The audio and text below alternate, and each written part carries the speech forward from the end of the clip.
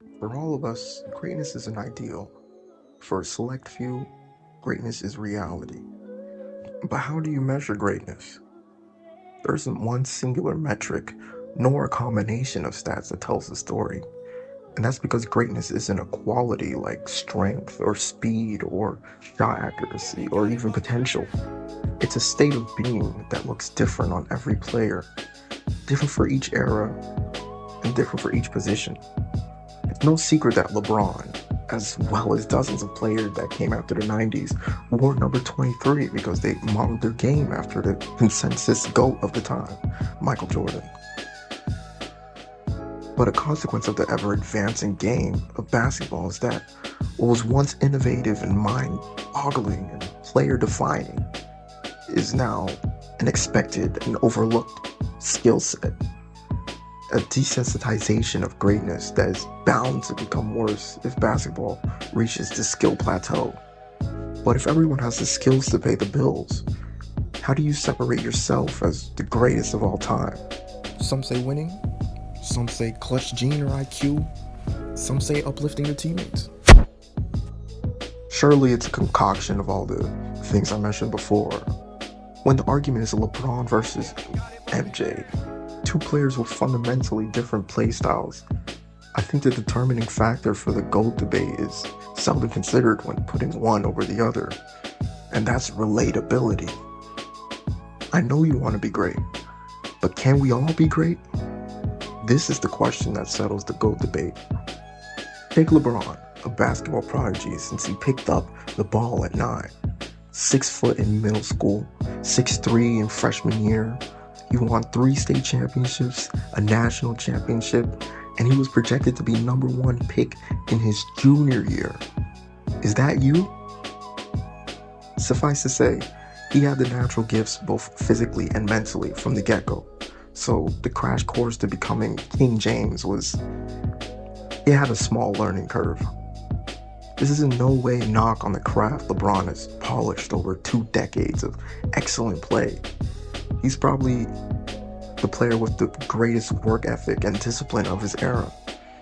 But if you're 15 and not built like Zion Williamson or Kyrie Walker, can you really see yourself barreling through defenders and yamming it on every fast break?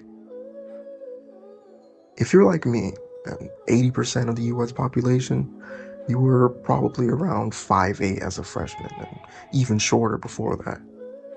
When you're undersized and want to play ball, you immediately look for players that look like yourself. So it makes perfect sense how Steph Curry has spawned a generation of half-court shot chucking. You don't have to be 6'7", you can be 6'7", you can be 5'2". You can still shoot the ball from the logo and pray it goes in. But before I ever saw Steph Curry sinking threes from the logo or creating super teams, I resonate with someone whose greatness began with the most common human experience: failure. As legend has it, Jordan played basketball all his life and was cut from his high school varsity team as a sophomore because 5'10" was too short and he couldn't shoot that well. Is that you? He worked his ass off to be a better player. He hung on pull-up bars to get taller. But it wasn't until his freshman year of college where he won a championship and truly became a phenom. It's hard not to see a little of yourself in Mike.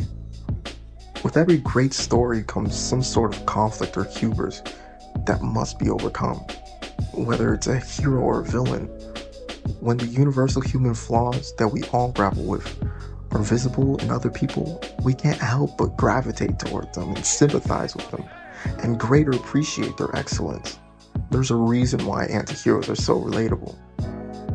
When it comes to character and lifestyle, it's clear that LeBron is a model citizen, a loving husband, a family man dedicated to maintaining his body for the game he loves, giving back to the black community, and getting his sons into the NBA. He lived up to that Sports Illustrated cover, and he had no scandals. In 20 years, he's had no scandals. None. Nobody's perfect, but when it comes to basketball, on and off the court, LeBron is as close as you can get. He's basically the result of giving the right Teen Boost answer in 2K every time. Though we all fall short of being perfect, nobody can be like Jesus. We can still be like Black Jesus. As classy as his disposition was off the court, and as graceful as he was in a sea of 7-footers, Michael Jordan was far from perfect.